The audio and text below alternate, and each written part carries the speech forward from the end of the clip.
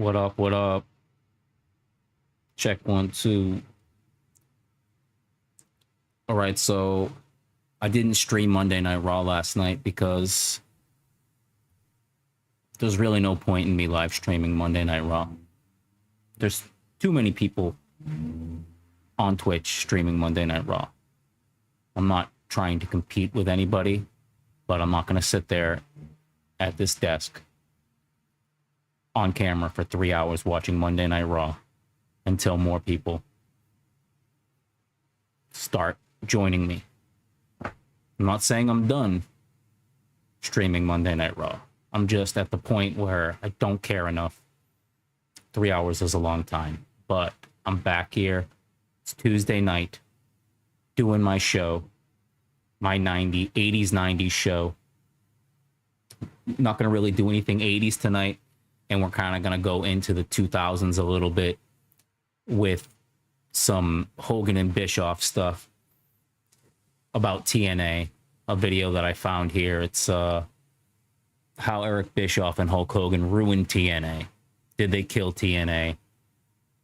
So we're going to watch that, and then I did some stuff on Prince a couple weeks ago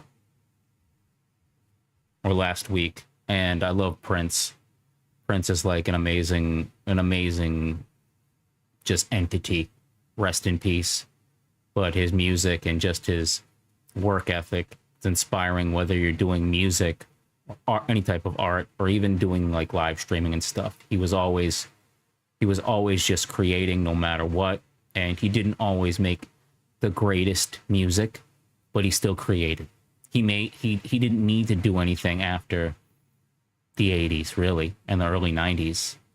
So there's still plenty of Prince music I haven't even heard yet. And there's songs from Prince that I don't even really like, or I don't really care, or I'm not going to listen to again. But he's one of those people where it doesn't matter, really. The value of the music doesn't matter as much as the value of the person and what they represent. Much like a CM Punk or even a Hulk Hogan. So let's dive into this. But first, I made a beat earlier. I also make beats. I've been making music for like over 20 years, and I've never really pushed it or promoted it. I got a little Launch Key Mini here. I was cooking up. I haven't been making music all year. I've been practicing my DJing, working on that, getting that together. I've been really focusing on getting my DJ playlist and my crates, I guess you could say, to a spot where I can do my 80s and 90s music, and I know what I've got, and I'm practicing with it. For so many years, I DJ'd for like over a decade. I DJ'd in bars and clubs and hosted karaoke. But when I would DJ, I would just DJ freestyle. I just had thousands and thousands of songs, but I would never really practice with them. I just knew what I knew, and I would just freestyle it. And I was also pretty much intoxicated every time I did it.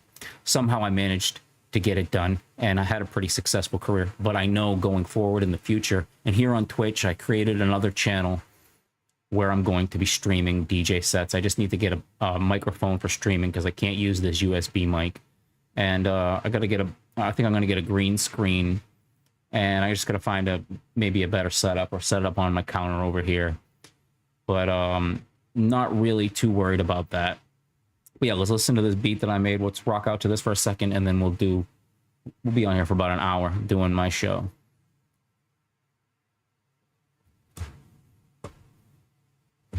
Of course, I've got a bunch of clutter over here, so my mouse isn't even going to move properly until I move the clutter. Oh, knocking shit over. All right, let's just fucking listen.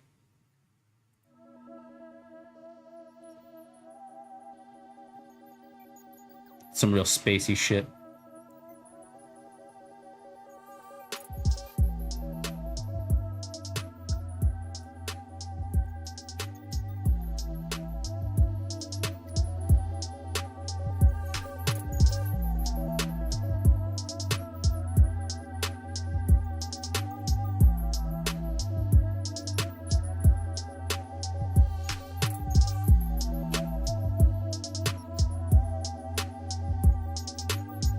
I want to make sure I'm on YouTube.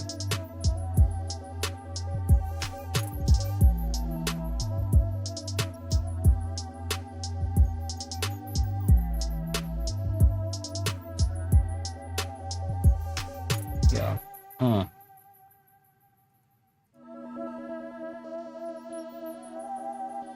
And I'm live on YouTube, baby. All right, I want to hear how this sounds real quick. And I'm live on YouTube, baby. I want to hear how this sounds real quick.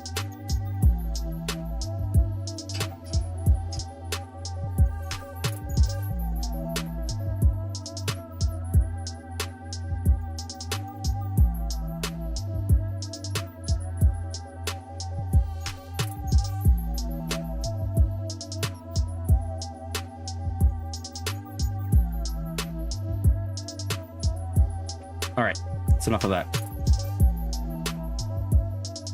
Let's get into this.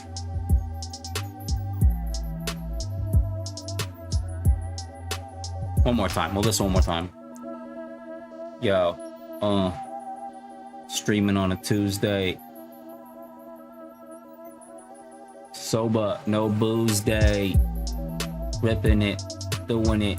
You can't fuck with this. I'm moving it to the next galaxy. Why you mad at me? I'm hardly trying.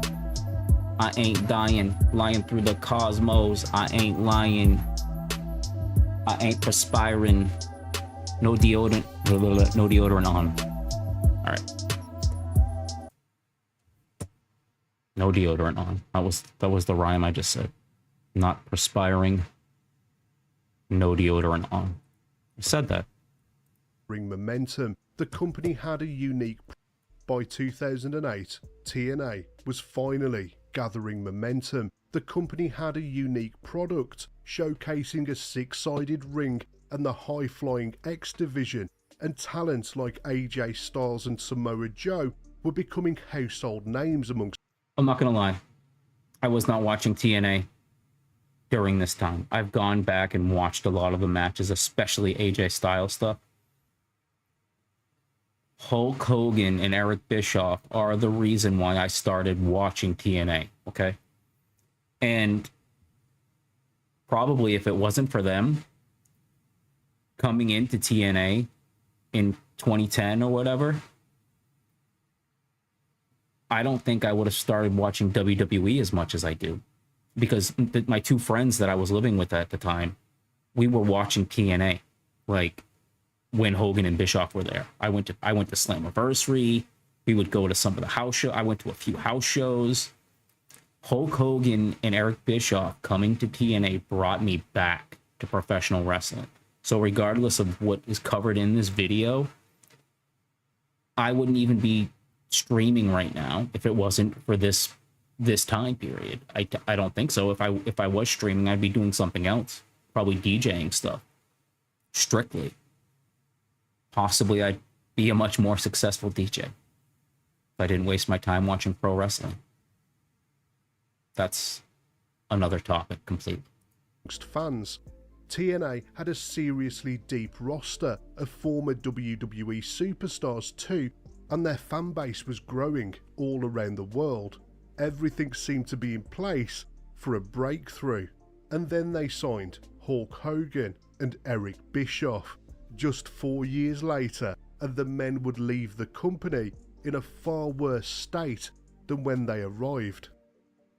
TNA Wrestling was founded in 2002 by Jeff and Jerry Jarrett to fill the void left by the closure of WCW and ECW.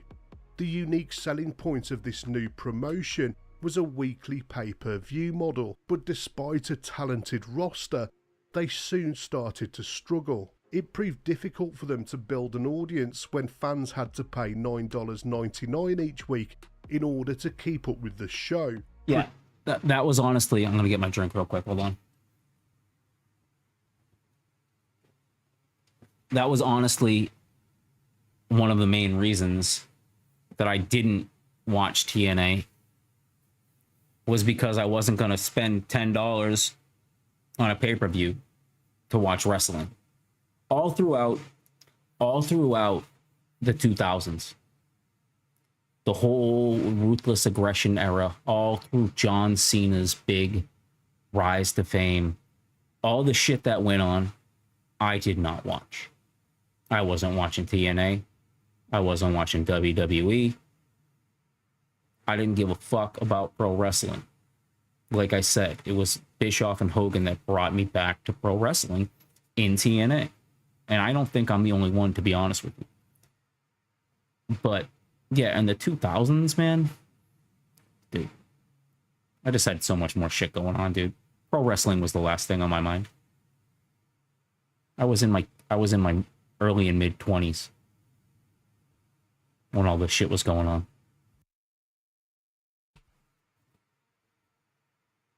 Production quality issues made the shows look less polished compared to WWE, and fans could just watch Raw and SmackDown for free each week. Everyone expected the place to go out of business. That was until Panda Energy stepped in and purchased 72% of the company, and it became a family business with Dixie Carter running things backstage. With Panda's support, TNA moved away from the weekly pay-per-view model and got a show on Spike TV in 2005.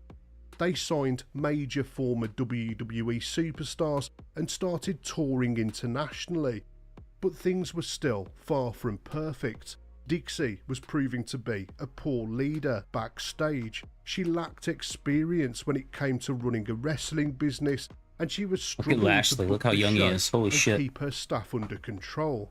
The turmoil behind the scenes started to affect the on-screen product. The pay-per-views were badly promoted and the matches often featured screwy finishes, and despite TNA turning a small profit, the fans were still not satisfied. Something had to be done, and Dixie thought that signing Hulk Hogan was the solution. Right, come, Dixie. Hogan's star power was expected to elevate the entire brand and hopefully attract more fans to the product, and the deal on the table was fantastic for the Hulkster too, as he would be getting paid $35,000 per appearance. Damn. According to Eric Bischoff, he negotiated that contract on behalf of Hogan, and after making that kind of deal, you can see why Hogan wanted Bischoff by his side in TNA.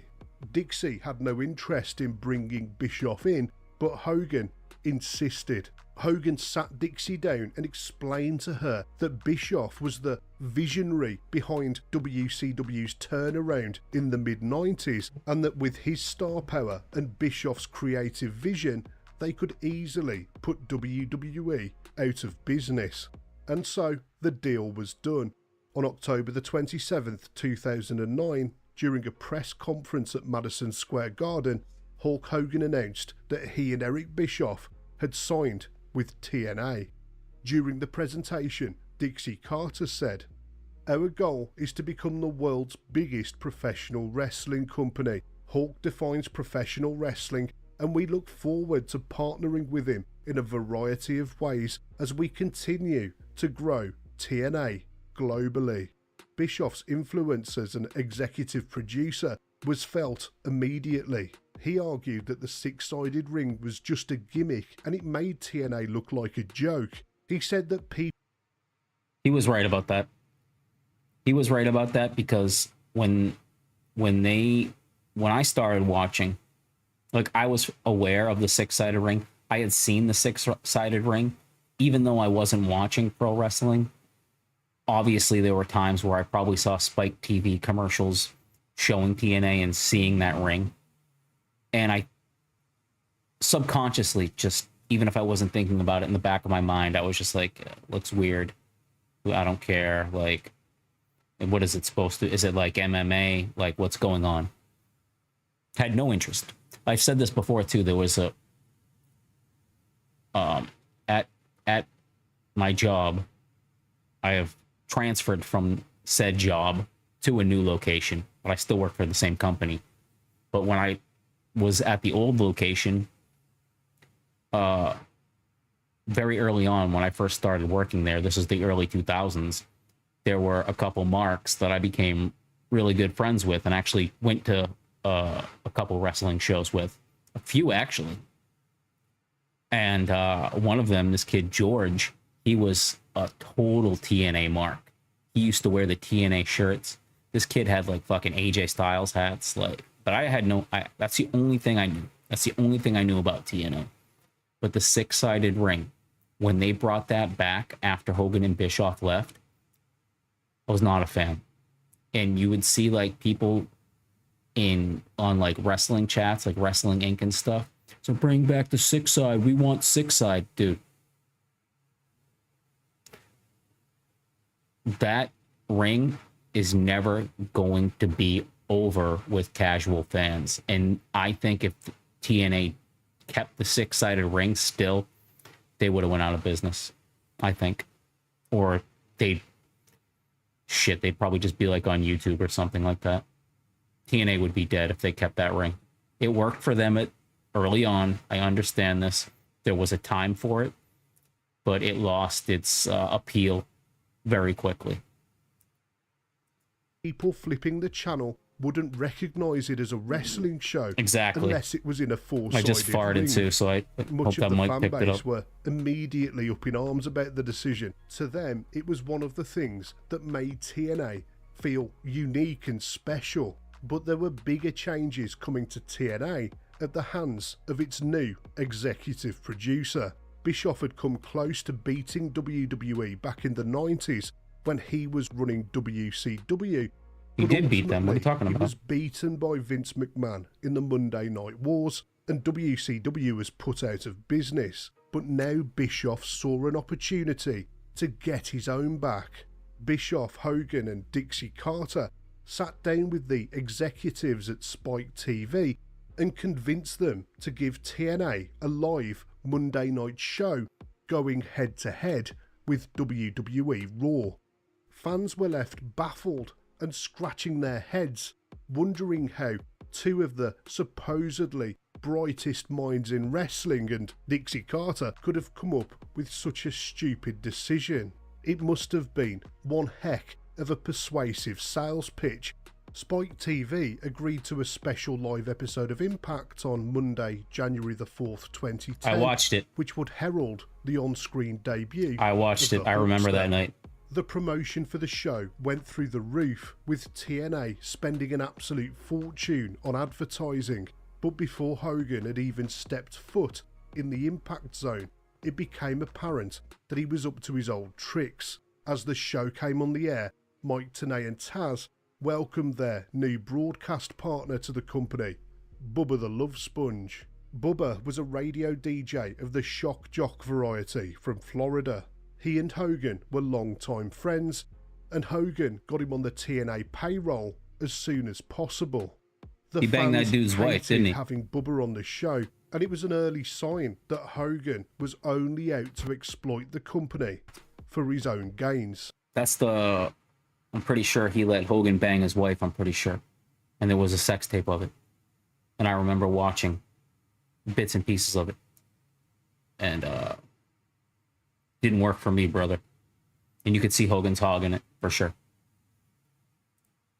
In January 2010, he made some disgusting comments about the Haiti earthquake that killed 220,000 people. And it was reported at the time that the wrestlers backstage despised Bubba and couldn't believe that he'd managed to hold on to his job. Awesome Kong took issue with his comments and punched him in the face twice backstage, and yet TNA continued to employ him. Kong ended up quitting the company because of it. It was a clear sign of the metaphorical chokehold that Hogan had on Dixie Carter, and Bubba the Love Sponge wasn't the only one of Hogan's buddies to get a job in TNA. As Hogan strolled down to the ring on the first live episode of Impact, Scott Hall and Sean Waltman were shown at ringside. When Hogan started cutting his promo, Hall interrupted. Now, when me and Puck heard that Eazy-E was here, that Hulk Hogan was going to be here, and Big Kevin Nash has been here, that means one thing to us: big paychecks, big sold out arenas, and big parties. As we all started getting flashbacks to WCW and the inmates taking over the asylum, the Hulkster snapped us all back into reality. he assured everyone that this time things were gonna be different. TNA was going to become the #1 company in the world. But we should have known better back then, that you can never trust a word that comes out of Hogan's mouth. Well, come on now. It was almost insulting how Hogan didn't even try and hide his nepotism, and he'd already brought in Bubba, Scott Hall and Sean Waltman, but he still wasn't done for the evening. Bischoff showed up, who had no reason to be on TV as an executive producer, and everyone had just assumed that he was going to be working backstage for TNA and not as an on-screen personality. And then Hogan's nepotism became literal as they showed his own daughter, Brooke, sat at ringside. And just to ruin everyone's night, the Nasty Boys made their TNA debut. These two fat slobs were barely relevant in the 90s, but they ended up on the gravy train too, just because they were a couple of Hogan's best friends. I'm surprised Brutus didn't show up they're somewhere. both dead now. The special live episode of Impact drew a 1.5 rating, while Raw, on the other side, scored a rating of 3.7. But TNA's performance was enough to convince Spike TV. 3.7 for Raw. Now they're doing under 2 million. To allow Impact to go head-to-head with Raw on Monday nights, starting in March 2010. And sadly, this wasn't Brooke Hogan's only appearance in TNA, and she was announced as the head of the Knockouts division, a role that she had absolutely no right to play, and it was just blatant nepotism on behalf of Hogan. But Hogan had an ulterior motive in getting the kid on TV, and that was to promote her awful music career that she did a song with nobody Paul was Wall. interested in. Brooke was involved in a storyline with the Aces and Eights where she played Bully Ray's love interest. Her acting was better in Hogan Knows Best, and that's not a compliment.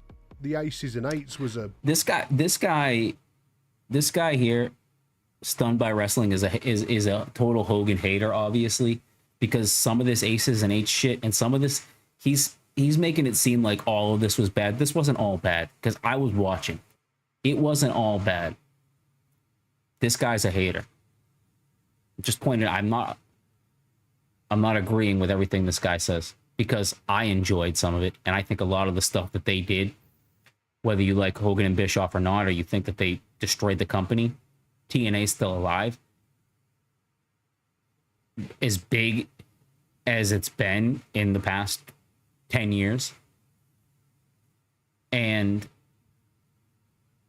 some of the stuff that was going on at this time is better than what you see definitely on AEW television. So this guy is a bit of a hater.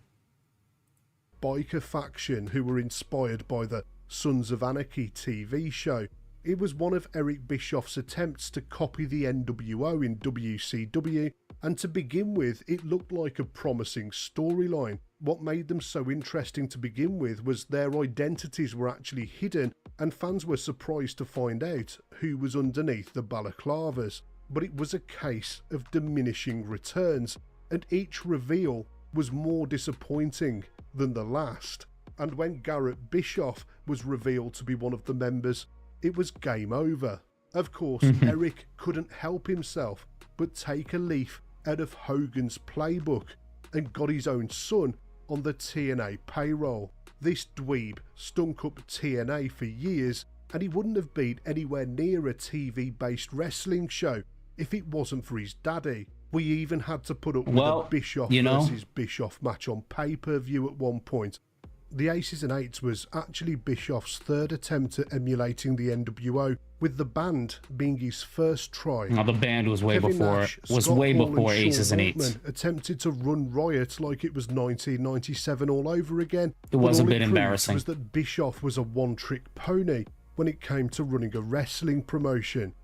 Original NWO the band was kind of tough to watch. Stayed away from the band, telling everyone that things were different now. But that all went out of the window at Bound for Glory in October 2010, when just like back in 1996, Hogan and Bischoff turned heel and formed Immortal. The Antichrist of This pro was wrestling. Bischoff's next attempt at recreating the NWO. The only highlight here was Jeff Hardy's brilliant heel run, which came out of nowhere. Good. During his time in Immortal, Eric became the evil on-screen authority figure in yet another WCW flashback. He concocted a storyline where he declared war on the high-flying X Division. For years, the X Division was Bischoff one of looked the fucking few jacked things there. that He must be he was on some TNA did roids. better than WWE. Even when the chips were down, fans could look forward to their version of the Cruiserweights putting on a spectacular They did show. some crazy shit. But Bischoff Shit that they managed would- to make the division look pathetic. God. Still a better kick than Malachi Black.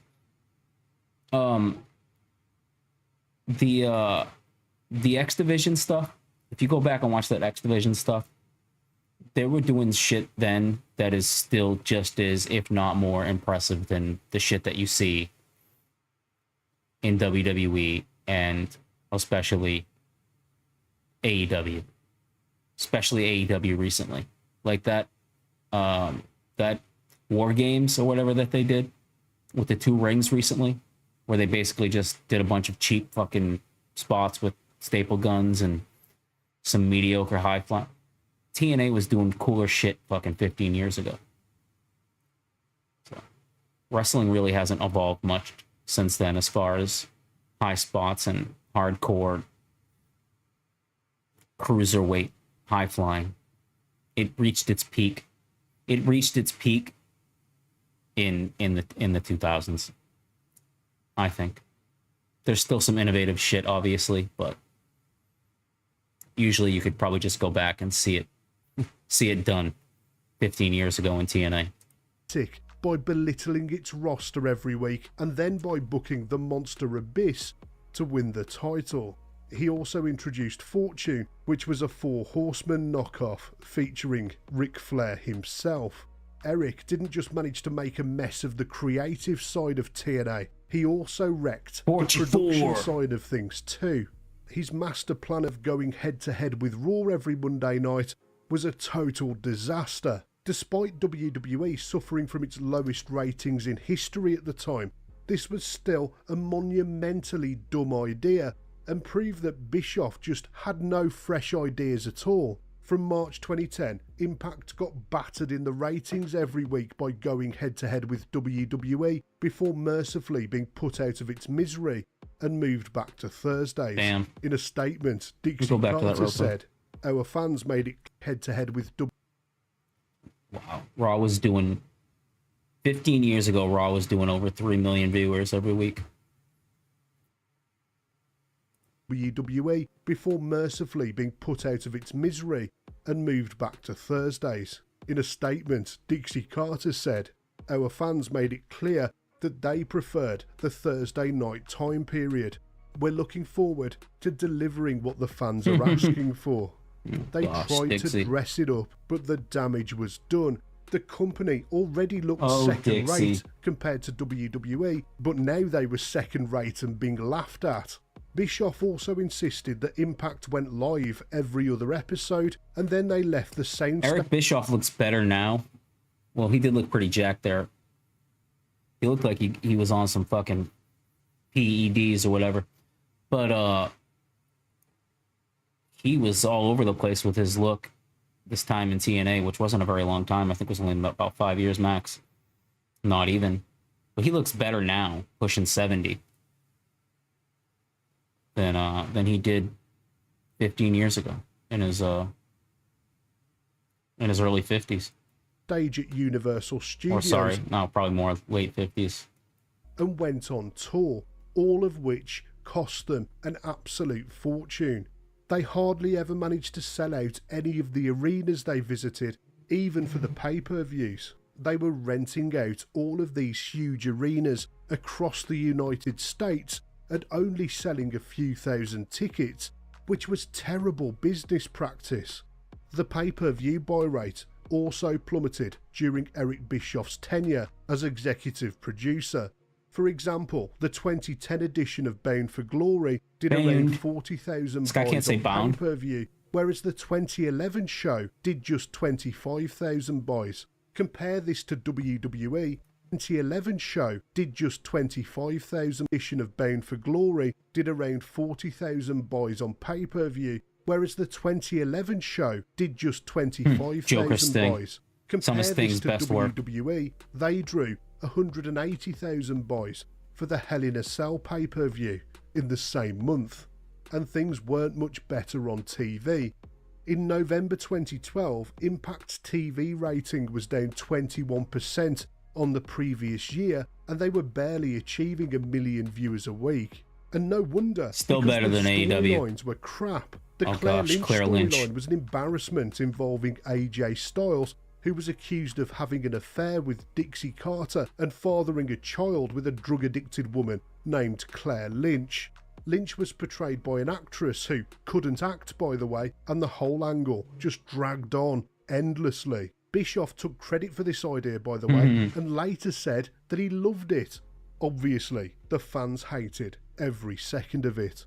And like that wasn't bad enough, the constant presence of Hulk Hogan turned even more fans off. He inserted himself in the never-ending Aces and Eights storyline, where he took on Bully Ray, who was having an affair with Brooke Hogan or some other crap.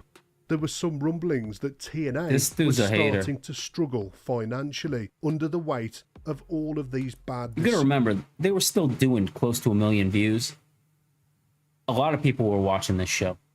And the Bully Ray stuff with Hogan and Brooke, it wasn't bad. The Aces and Eights was not bad. Immortal wasn't bad. This guy, I don't know how old this guy is, but I guarantee he's probably like in his 30s. So he was just like a little kid. He didn't know what the fuck was going on. Like, what does he know? What does this guy know? This shit was better than what fucking is going on AEW's television right now, for sure. And most of the time, WWE, when they're phoning it in. Decisions. In October 2013, I know it was terrible, but we're at such a low bar right now for what's quality, especially AEW. This shit is no worse than that, and more people were watching it, and they're drawing the same number of people in crowds, until they go to Wembley. So all those drunk marks can freak the fuck out. And then, like, I'm telling you, I don't want to get sidetracked here. Start going off on AEW like I normally do. But after Wembley this year, and the pay-per-view, they do all in and then all out. If they don't do something drastically different, AEW's gonna. I've said it before. They're gonna end up having the worst year of their existence going into 2025.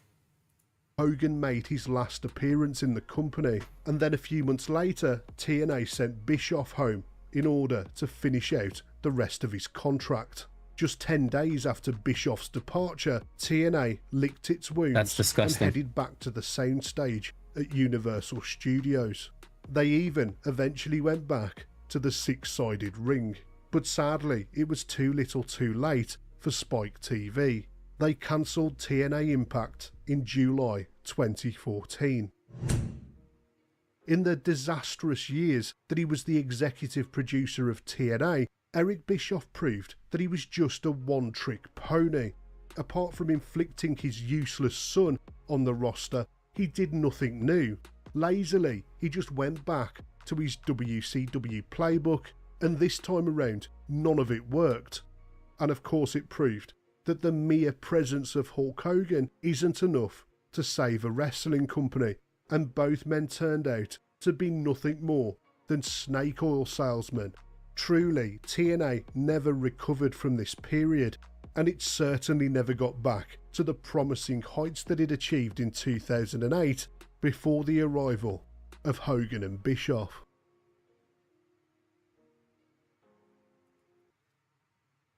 Hey, like I said, if it wasn't for that time period, I wouldn't be a wrestling fan today, because watching that also made me start watching WWE. And I've been watching WWE consistently. I mean, there have been times where I've taken a few months off, a month or two off here and there. but I've been watching WWE, especially Raw, pretty much Raw, consistently now for 14 years. Crazy. All right, let's get into the other stuff. Try to wrap this stream up by 12. Well,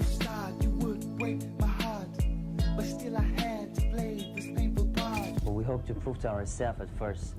I just want to check my playlist real quick. Okay, the Prince thing is next. And we're able to do something that to a certain. So this is about Milli Vanilli. I forgot that I even had this. Oh, this is 15 minutes too. Well, this is going to be a lot longer stream. Milli Vanilli. Milli Vanilli. I remember 1989, 1990. I remember my mom got the Milli Vanilli cassette tape because Girl, You Know It's True was such a smash hit. And I used to listen to the shit out of that tape, and I still jam out to those songs. And even though what we're going to hear here and see, I still relate those songs to this image. It shows you the power of imagery in media. Kind of like what I said about Prince earlier. Even kind of like what I mean with Hulk Hogan. The value doesn't matter. What matters is what you feel from it. When I think about Milli Vanilli, I picture the early 90s, and I picture these guys dancing around. These songs are still my jams. But we hope to prove to ourselves at first that we're able to do something that to a certain extent we had talent, quote unquote. You know, that's the reason why we came back. Something strange. Maybe he didn't sing on the record. Just spend some money, man. Let's sue him. Let's sue him. Class action. Milli Vanilli was a name that once dominated the music charts, a duo that seemed destined for stardom. But beneath the glamorous exterior lay a secret that would unravel their careers and forever change the music industry. Today, we delve into the rise and fall of Milli Vanilli, how they became music's biggest fraud, and the scandal that brought them crashing down. Now it's not about money. If we want to survive, we don't really, want to die on hunger. But before unveiling this headline-renting scandal, let's journey back to the beginning. In the late 19... Spoiler. He didn't die because of hunger. 1980s, music was in the midst of a cultural revolution. Pop culture was defined by catchy tunes, flashy videos, and larger-than-life personas. It was in this era that Fab Morvan and Rob Pilatus, two talented young artists, would make their entrance. Fab and Rob's paths crossed in Germany, where they were drawn together by a shared dream of making it big in the music industry. They possessed charisma, looks, and undeniable musical talent. Their journey from obscurity to superstardom was about to begin, but not without its twists and turns. Their voices were like silk, their dance moves electrifying. The stage was set for Milli Vanilli's ascent to the top of the charts, but conversing it deeply, their story raises intriguing questions about the price of fame and the lengths some will go to maintain an illusion. Stay with us as we explore the captivating tale of Milli Vanilli's meteoric rise, the shocking scandal that exposed their deception, and the enduring impact of music's biggest fraud. Anyone who was around in the late 1980s will tell you that the music industry was undergoing a radical transformation. The pop culture scene was awash with catchy tunes, vibrant music videos, and charismatic performers. It was a time when artists could become overnight sensations, and Fab Morvan and Rob Pilatus were determined to be among them. Fab Morvan, a charismatic French-born singer, and Rob Pilatus, a strikingly handsome German dancer, were individually pursuing their dreams in the music world when fate brought them together in Munich, Germany. Both had faced their share of struggles and setbacks, but they shared a common vision: to conquer the music industry. Fab Morvan, born on May 14, 1966, in Paris, France, possessed a natural talent for music from a young age. His soulful voice and dynamic stage presence set him apart. He honed his skills in France and later moved to the United States to chase his musical ambitions. It was there that he joined the dance group The Stocking and began making a name for himself in the Los Angeles music scene. The other half, Rob Pilatus, born on June 8, 1965, in New York, had a troubled upbringing. His early years were marked by struggles with addiction and homelessness. However, he found solace in dancing and developed a magnetic stage presence that captivated audiences. Rob's journey took him to Europe, where he pursued a career as a model and dancer. Their paths converged in Munich in 1988 when producer and songwriter Frank Farian had a vision for a new musical project. Farian was known for his knack for creating chart-topping hits, having previously produced tracks for Boney M and other successful acts. He recognized the potential in Fab and Rob and saw an opportunity to mold them into the next big thing. Farian's plan was audacious, to create a pop duo that would be a visual and auditory spectacle capable of dominating the charts. He handpicked Fab and Rob, recognizing their unique qualities.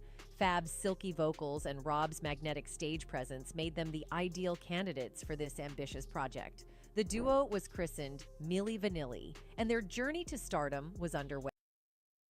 How could you not? How could you not like these guys, though? Especially growing up when I was young, you know, dude, like the late 80s and the early 90s is like my favorite time of my life. As far as like, it was when I like started to fall in love with music and art and you know, media. Like, I was a huge Bobby Brown fan, right? I had just MC Hammer had came out. I was a fan of LL Cool J. Stuff like this came out. Rock music was fucking amazing at the time. It was before grunge even really took off. It was still like in that like Guns N' Roses era. That hair glam was going away. Just all the music from the early 90s it's some of the best danceable music, some of the best hip hop, some of the best R&B music was created at that time.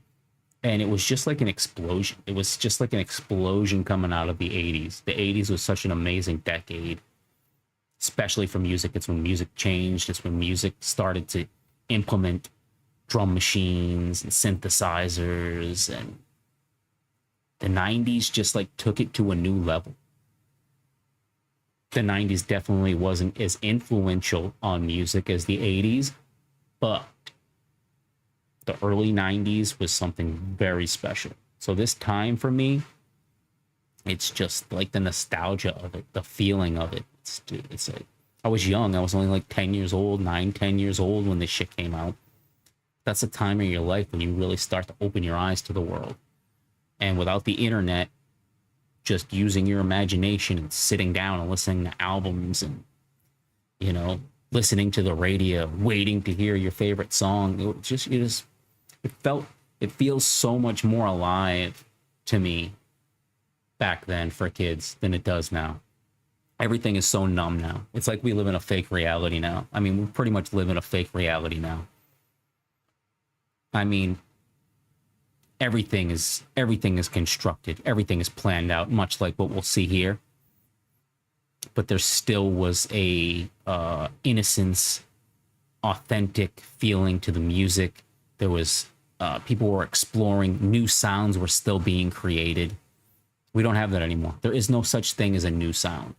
This was a new sound. I'm gonna go off on a tangent. I could just go off on this shit all day long. That's why I'm doing this type of shit on Tuesday nights. And I'm doing this on YouTube now too. This stream will stay up. So if you're watching later on after the stream goes up, give me a like. Let me know your thoughts on Milli Vanilli. Or you can go back and talk about the TNA stuff. Doesn't matter. I'm not just bringing you one thing here, baby. I'm covering a bunch of different things and I'm bringing it straight to your dome. I even played some of my own music and rapped. Give me a like. Give me a follow. Nobody else is doing shit like this. I don't got a script. Farian, who had a reputation for being a meticulous perfectionist in the studio, worked closely with them to craft their image and sound. Milli Vanilli's music was catchy and infectious, a perfect fit for the pop landscape of the late 80s. Their debut album, Girl You Know It's True, was released in 1989, and it didn't take long for it to skyrocket up the chart. I like how people, when they put together these fucking videos for YouTube, at least this chick doesn't sound AI. She could be AI. But I like the fact that they were too lazy in the editing to even find the actual album cover of the real album, not this best of Milli Vanilli fucking screenshot from like Spotify or some shit like that. Like, they couldn't even get the album cover for their video. People are so fucking lazy, dude. So fucking lazy. All this content on YouTube, this shit, 482k views, and they didn't even put, again, you don't even have to fucking try anymore. People will just fucking click on anything. And I'm probably one of the only people that notices this shit too. And I'm glad that I'm one of the only people that notices this. That's what sets me apart. Was released in 1989, and it didn't take long for it to skyrocket up the charts. The album spawned multiple hit singles, including the title track, Girl You Know It's True, which became an international sensation. Milli Vanilli's music videos featured the duo dancing and performing with charisma and energy, captivating audiences around the world. But their meteoric rise was fueled by a series of thought-provoking questions. What did it take for Fab Morvan and Rob Pilatus to transform from struggling artists into global superstars? How did they navigate the competitive music industry, where image and talent were often intertwined? And what role did producer Frank Farian play in shaping their destiny? Intriguing questions indeed. As the late 1980s gave way to the early 1990s, Milli Vanilli was riding high on a wave of unprecedented success. Their debut album had become a global sensation, with hit singles dominating the charts. Fab and Rob were living the dream they had chased for so long, but their fame came with a heavy price. The music industry had embraced the duo with open arms. They were lauded for their infectious songs, charismatic stage presence, and stunning music videos. Audiences couldn't get enough of them, and their concerts were packed with adoring fans. However, behind the scenes, a different story was unfolding. The perfectionist image carefully crafted by producer Frank Farian concealed a secret that would eventually rock the music world. Milli Vanilli, the charismatic frontmen of their songs, weren't actually singing them. Frank had discovered that Fab and Rob's vocal performances in the studio didn't meet his standards. Instead of confronting the issue, he made a fateful decision. He hired Charles Shaw and John Davis, two talented singers, to provide the vocals for Milli Vanilli's recorded tracks. Shaw and Davis's voices became the true sound behind Milli Vanilli's chart-topping hits. While Fab Those and guys Rob are the were goats. charismatic performers, their singing abilities didn't match their stage presence. Farian was determined to maintain the illusion of musical perfection, and lip-syncing became the norm for the duo during live performances. The group's success continued to skyrocket, but the pressure of living a lie weighed heavily on Fab and Rob. They were adored by fans, but they couldn't escape the knowledge that they weren't the ones singing the songs that had made them famous. You know what's crazy? Now artists do this shit all the time. And now if like a new artist came out, like some chick singer or a group, and they used other people, dude, nobody would find out because you don't even have to do live shows anymore. Really, you don't have to blow up, and nobody would even care. Nobody would care. Questions began to surface within the industry about the authenticity of their performances. People use auto-tune now. People use auto-tune, have been using auto-tune for 20 years now. Over 20 years since Cher did it in 1999 with Believe, which is my jam. T-Pain did it. T-Pain made a successful career out of basically doing the equivalent of lip syncing. Just speaking into a thing and it sings for him. Speaking into a vocoder, auto-tune, whatever it is. Nowadays, it doesn't matter. Nowadays, people get famous just for dancing. These guys could dance and they pretended to be singing. That's arguably tougher to do. These guys should be put into the Rock and Roll Hall of Fame. It was during this period of unparalleled fame that they grappled with questions that would haunt them in the years to come. What happens when an artist's image and talent diverge? How do they reconcile their public personas with their private doubts? And what lengths will they go to in order to preserve their fame and fortune? The music industry had seen its fair share of manufactured acts, but the Milli Vanilli phenomenon raised these questions to a new level. Their fame was built on a foundation of artifice, and the world was about to find out. The turning point came on July 21st, 1989, during a live performance at Lake Compounce theme park in Bristol, Connecticut. As Milli Vanilli performed in front of a packed audience, disaster struck.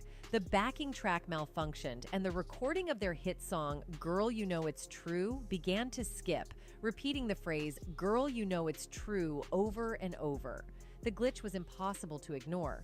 Fab and Rob, accustomed to lip-syncing flawlessly, were suddenly exposed as the music skipped along. It was a moment of truth that sent shockwaves through the audience and the music industry alike. The incident was recorded on video and quickly became the stuff of legend. Decades later, this incident still raises questions about the fragile nature of illusion in the entertainment industry. How easily can a carefully crafted image unravel? What happens when the technology meant to uphold that image fails? And how do performers navigate the fine line between authenticity and deception? Well, let's just hope your favorite artist at the moment is not a scam singer. The Lake Compounce incident marked the beginning of the end for Milli Vanilli. The media caught wind of the mishap, and the questions about their authenticity intensified. Fans who had once idolized the duo were now skeptical, and the music industry was forced to confront a growing scandal. To make matters worse, Charles Shaw and John Davis, the true voices behind Milli Vanilli's songs, were growing restless. They had remained anonymous while their voices propelled the duo to superstardom, but they wanted recognition for their contributions. The pressure was mounting from all sides. As the scandal began to gain momentum, Milli Vanilli faced a pivotal decision. Should they continue the charade, desperately clinging to their fame, or should they come clean and reveal the truth to the world? It was a choice that would shape the course of their careers and their lives. As you would expect, the Lake Compounce incident had thrust Milli Vanilli into the spotlight for all the wrong reasons. Their lip-syncing charade was exposed, and the music industry was left reeling from the revelation. The fallout from this scandal was swift and merciless. As news of the lip-syncing scandal spread like wildfire, the public's reaction was a mixture of shock, disappointment, and anger.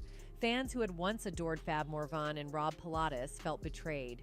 The illusion of musical perfection had been shattered, and the duo's credibility was in tatters. I remember when I heard about it, when it was on the news or whatever. I think I was just kind of like, oh, I guess they're done. They're not a thing anymore, and that's basically what happened. They were just kind of like a joke for the next few years. They did some commercials, and then they put out an album where they actually sang. And they actually did have some legitimate talent, like they said in this video. But yeah, in my mind, and I think I was just listening to so much other music, and at that point, I think I really just started to care more about hip hop as the early 90s went on. But yeah, that's what it was like. I was just like, oh, okay, they can't really sing. But it's never, ever changed my opinion or my love for like the Girl You Know It's True song or Blame It on the Rain. And, they've got a few other big hits that they had. Don't Forget My Number. That's a fucking jam, dude. Fucking jam. Such a good jam, dude. The media coverage was relentless, and Milli Vanilli became the subject of intense scrutiny.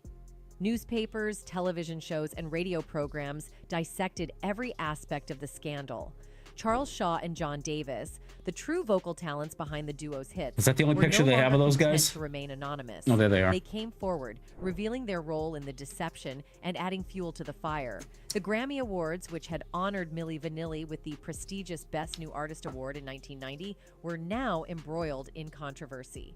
The scandal had called into question the integrity of the music industry's most coveted accolades. How could a duo that hadn't sung a note on their own recordings... Dude, this is 25 years later, and these guys are still cool. I don't care. And they were like masculine. They weren't like feminine. They weren't like wearing, they maybe had some eyeliner on and shit. But they were like, nobody thought that they were, soft. These guys are still cool. Look at those Adidas shoes, though. Look at those throwbacks, those high tops with the fat tongues. These guys, Milli Vanilli, in my book, Milli Vanilli still fucking rules. This guy on the right is dead, and he's still the man. Have received such a prestigious award, the decision to rescind the Grammy was inevitable, but it raised intriguing questions about the music industry's willingness to confront its own shortcomings.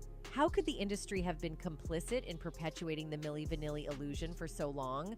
What did the scandal reveal about the pressures of fame and the pursuit of profit at any cost? Moreover, the legal ramifications of the scandal were mounting. Fans who had purchased Milli Vanilli's albums and concert tickets felt defrauded and filed lawsuits against the duo and their record label. The fallout extended beyond the world of music, spilling into the courtroom as Fab, Rob, and their associates faced a wave of litigation. The legal landscape was treacherous. Fans who felt deceived by the lip-syncing duo had filed class action lawsuits, seeking refunds for albums and concert tickets. The sheer scale of litigation threatened to bankrupt refunds for albums. Label. Moreover, Milli Vanilli's record label, Arista Records, was embroiled in the scandal. The label faced allegations of fraud and false advertising for promoting the duo as the voices behind their hit songs. The music industry itself was on trial, forced to confront the ethics of marketing manufactured acts. As the legal battles raged on, Fab and Rob found themselves at a crossroads. They had a choice: to fight the lawsuits and attempt to salvage their careers, or to accept the consequences of their actions and attempt to rebuild their lives from scratch. In a surprising turn of events, the duo chose the latter.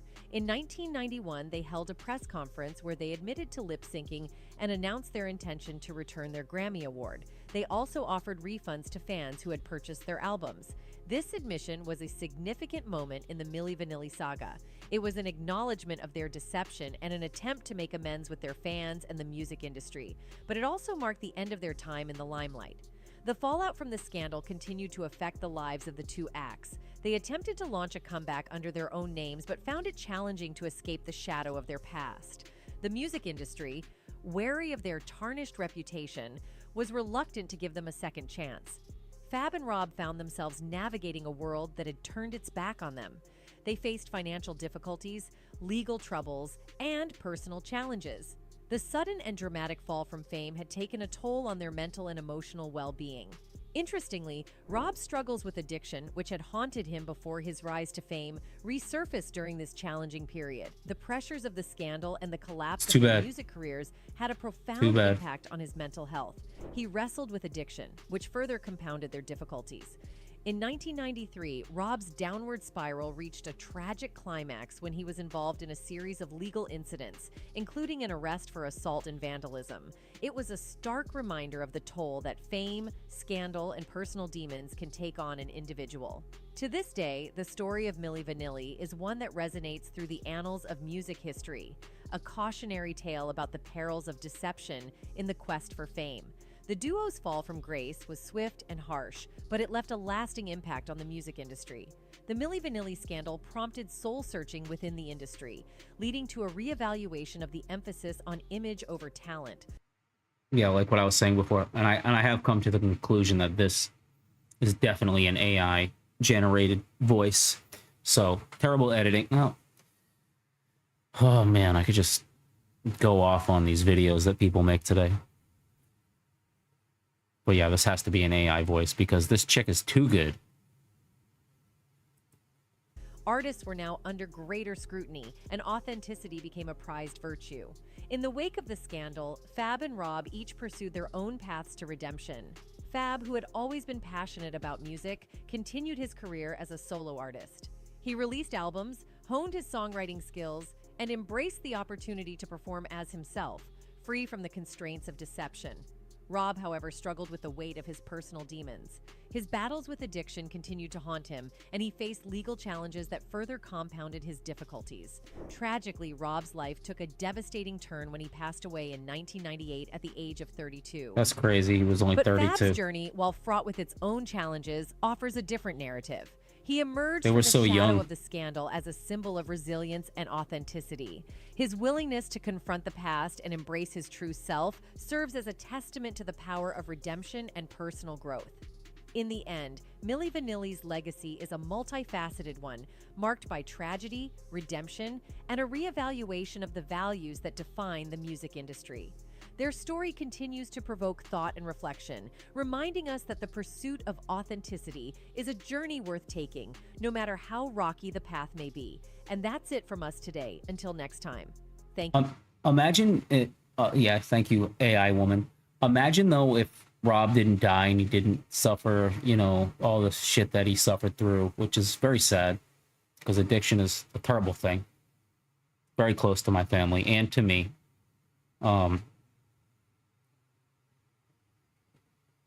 If they could have, you know, got through that, just think like people from the early 90s that are still popular, like look at like Snoop Dogg, you know, maybe imagine if Milli Vanilli were still together and they still worked and they still tongue-in-cheek did music, like did guest appearances, and, you know, that it would be, you know, and another reality, Milli Vanilli is like still like loved by millions and they're like still stars.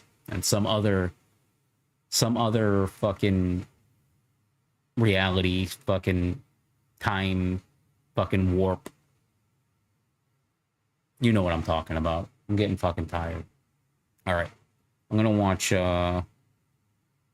this next Prince video and then I'm gonna end it because I think going over an hour was enough for tonight, and I'll save the other videos I had for next week. And I'll dig up some more stuff if you're watching this on Twitch or on YouTube after the fact. Leave in the comments some 80s or 90s musicians videos that we can watch, or some even some other wrestling topics from like the 80s or 90s.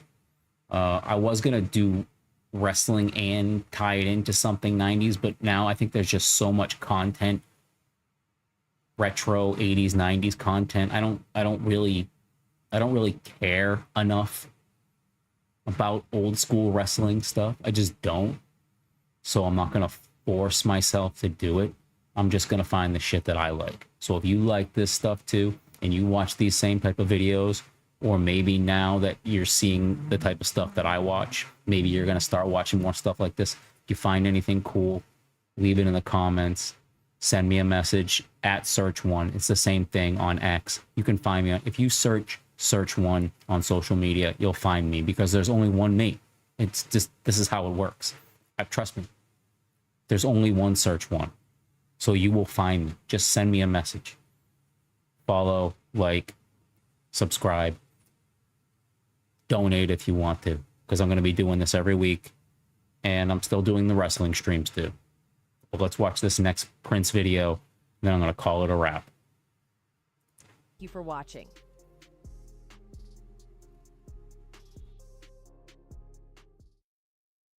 Few artists have received such universal acclaim as Prince. Even so, the legendary diva managed to leave a bad taste in some mouths, and it turns out at least a handful of those were other A-listers.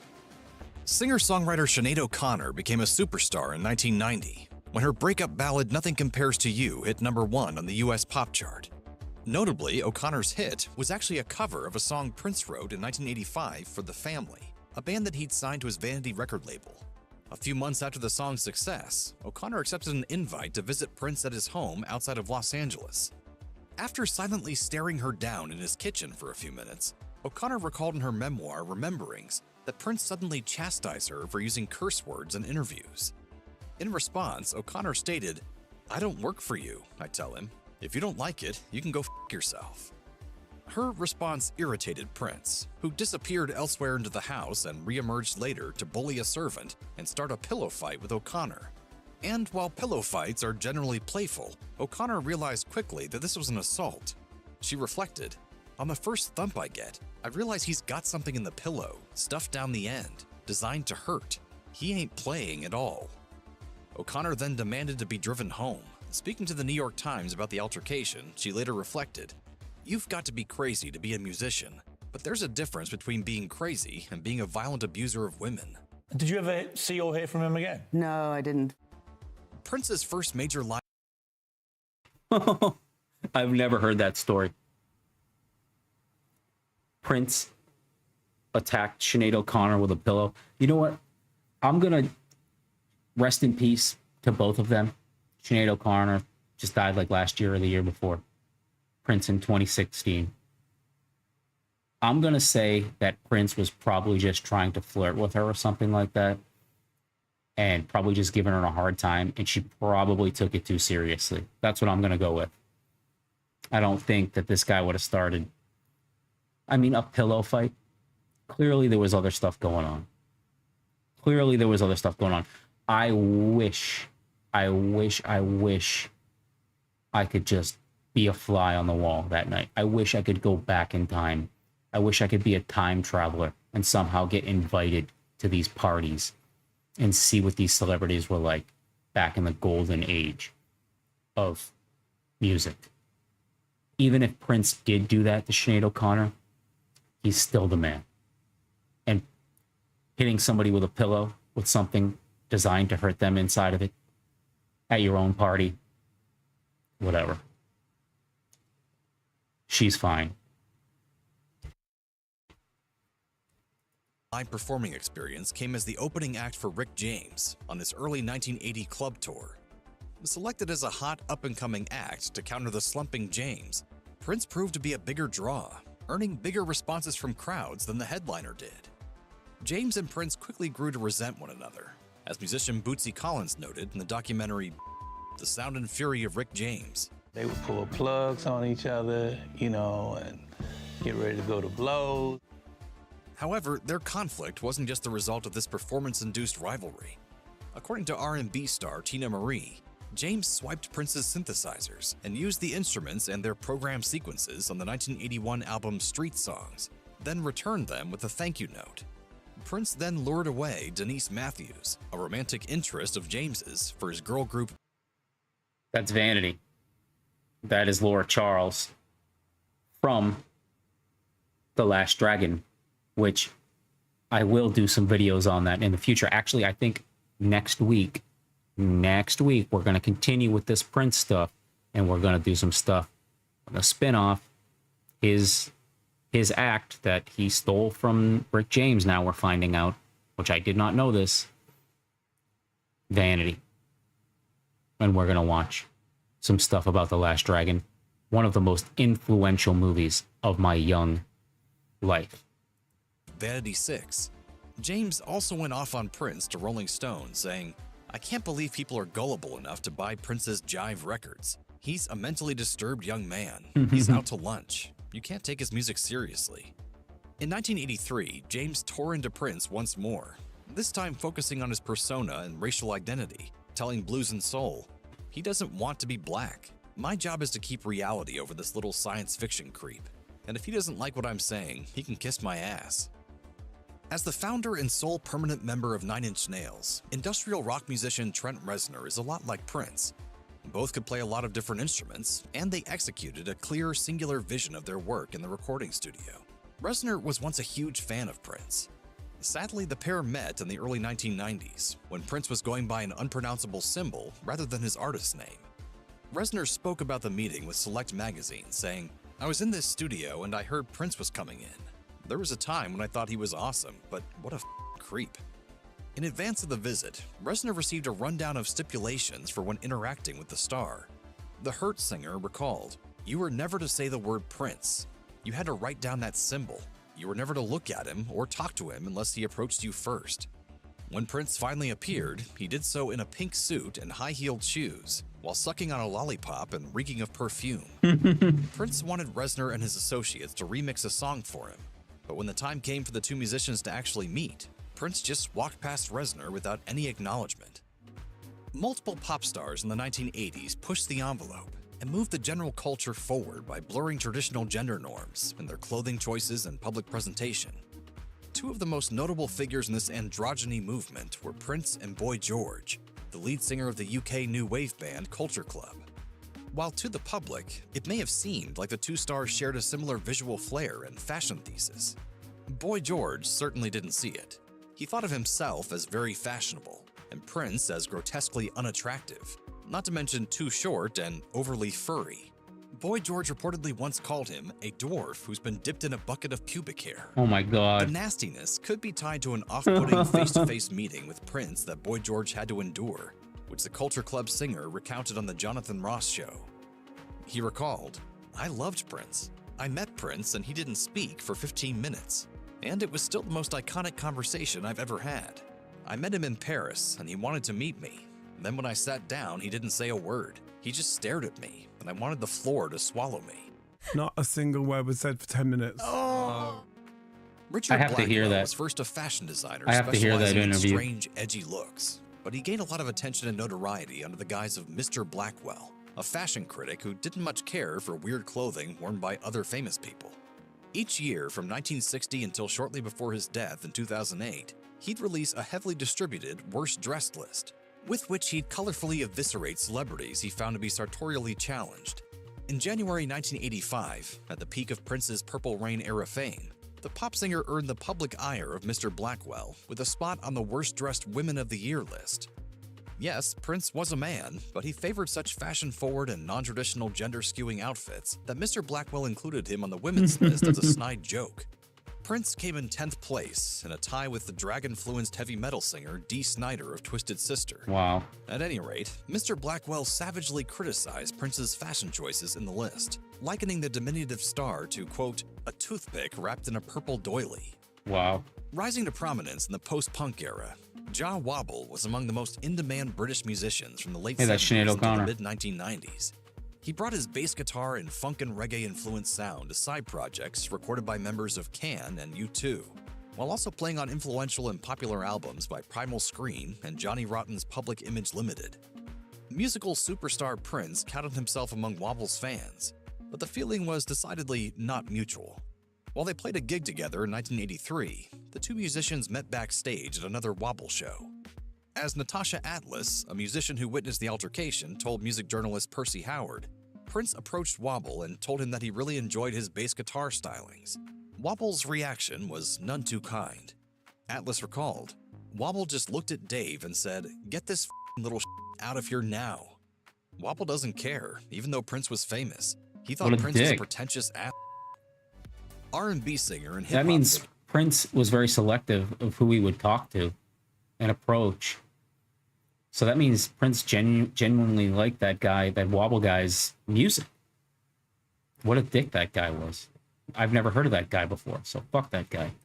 Lil Mo broke out in the late 90s with the assistance of her mentor, Missy Elliott, and she's since collaborated with remember the this likes of chick. Jay-Z, Blackstreet, Keith Sweat, Next, and Ja Rule. In advance of her first album in 3 years, Lil Mo made the rounds of the 2014 Essence Music Festival at the Superdome in New Orleans. As a musician of some stature, Lil Mo possessed a VIP pass, but during the celebration, she was prevented from using a backstage bathroom. Instead, the singer was physically stopped from using the facilities by members of the New Orleans Police Department, who were acting on orders to hold back anyone and everyone because the festival's headliner, Prince, was moving through the area. Lil Mo promptly reacted to the situation with some quips on Instagram, writing, "I don't want to see him. I had to pee. This industry is crazy." Shortly I mean, she wasn't thereafter, even close she to a added star another at that post point. critiquing Prince for failing to reach some high notes during his set. Prince saw Lil Mo's Instagram posts about him and replied in kind on X, then known as Twitter, writing, "I hope she know, none of her clothes match." Prince's main rival in 1980s musical dominance was Michael Jackson, and their relationship was fueled by competitive bitterness. Prince enjoyed a commercial breakthrough in 1982, when his 1999 record sold more copies than any of his other albums up to that point. A month later, Jackson unleashed Thriller, which eventually became the best-selling album in history. When Lionel Richie organized the 1985 session to record the charity single We Are the World, he wanted all the biggest stars to participate. Jackson co-wrote the song. This guy say that 1999 came out in 1982? Because I'm pretty sure it came out in 84. As the 1985 set later, Jackson unleashed 389 records, sold more copies than any Well, of his hold on, no. Did Thriller come out in 83? I think Thriller did come out in 83. Okay. I'll have to look. other albums up to that point. A month later, Jackson unleashed Thriller, which eventually became the best-selling album in history. When Lionel Richie organized the 1985 session to record the charity single We Are the World, he wanted all the biggest stars to participate. Jackson co-wrote the song, while Prince said he might show up, but ultimately didn't. Later that year, Prince won an Academy Award for the music from Purple Rain, which left Jackson, who wanted to be a movie star, privately angry. Nevertheless, Jackson reached out to Prince to duet in the title track from his 1987 album Bad. Prince refused because he didn't like the supposed sexual undertones of some of the lyrics. When they'd run into each other in the late 80s, Prince derisively called Jackson Camille, and once tried to get his limo driver to run him down. In 2006, Jackson went to a Prince concert in hopes of mending their feud. Prince saw Jackson sitting near the stage, went up to his seat, and aggressively slapped his bass guitar inches from his head, leaving Jackson perturbed. As will.i.am, who was also on the bill that night, told Graham Norton, Jackson debriefed with the rapper about the excursion the following day. Prince, he's always been a meanie. The Rolling Stones booked Prince to be one of its opening acts during their 1981 US tour to promote the album Tattoo You. On the first concert of the tour, 94,000 people packed Los Angeles Memorial Coliseum to see the rock legends. Rock-loving fans didn't like Prince's funky R&B, and early I in his watched set, something they on began this throwing a couple things weeks like ago. chicken and drink containers at the singer and his band. After throwing objects, they began shouting crude insults of a racial and anti-LGBTQ nature at the performer. In response to which, Prince and his musicians ended their show after 4 songs and quit the tour. Although Rolling Stones singer Mick Jagger helped convince him to return for another show, fans were once again rude to Prince, and once more, he walked away from the tour. In his 2010 memoir Life, the Stones guitarist Keith Richards very briefly reflected on the time he spent near Prince and offered his thoughts on the diva's early career music. He didn't like what he heard, either then or after. Richards rejected and derided Prince, calling him overrated, reflected on the time. If you know, you know. The picture here of Keith Richards, been in the music industry for fucking 100 fucking years, basically. That's the cover of his book. If you know, you know. Time he spent near Prince and offered his thoughts on the diva's early career music. He didn't like what he heard, either then or after. Richards rejected and derided Prince, calling him overrated before referring to him as a slur for little people. While there was evidently bad blood between the guitarists, it is worth noting that it seems to have dissipated over time. Between the time Richards published his book and Prince's death in 2016, Richards had seemingly changed his mind. On X, the Rolling Stones said of his fellow rock star, "A unique talent, a true original. So sad, so sudden, and, I will add, a great guitar player. We are all going to miss him." In 2005, NBA All-Star Carlos Boozer bought an 18,000 square foot Los Angeles estate from movie producer Ted Fields. Because he was playing for the Utah Jazz at the time, Boozer couldn't live in the mansion full-time. I think this guy's to earn dead. back some of the money he dropped, Something happened to he him. agreed to rent it at a rate of $95,000 per month to a tenant who asked to remain anonymous. Sometime later, Boozer learned that the mysterious stranger living in his home was Prince. Something he would have instantly assumed when he paid a visit to his house and discovered that the musician had extensively renovated the place without permission from his landlord. Among other changes, Prince replaced the carpets with purple ones, converted a bedroom into a private hair salon, and turned a weight room into a dance studio. In response, Boozer threatened to sue, but when Prince received the paperwork, he jumped into action to avoid the costly legal proceedings. Do you really want to sue Prince? Nobody really wants to sue Prince. He sent the basketball player $500,000 as a good faith payment, swearing he'd restore the rental home to its original state by the time he moved out. Prince did just that, and the lawsuit was dropped. Admittedly, this experience probably wasn't the biggest obstacle for Boozer to overcome emotionally, but even the mere possibility of getting on the wrong side of a music legend like Prince was surely a situation the basketball star would have liked to avoid. Interesting stuff indeed. And this is the type of stuff I'm going to be doing here every Tuesday, So join me next Tuesday when I'm live, or don't. But if you enjoyed this, let me know. Let me know what you're interested in as far as 80s and 90s stuff goes. And if I find interest in it too, then I'll cover it. Thanks for watching.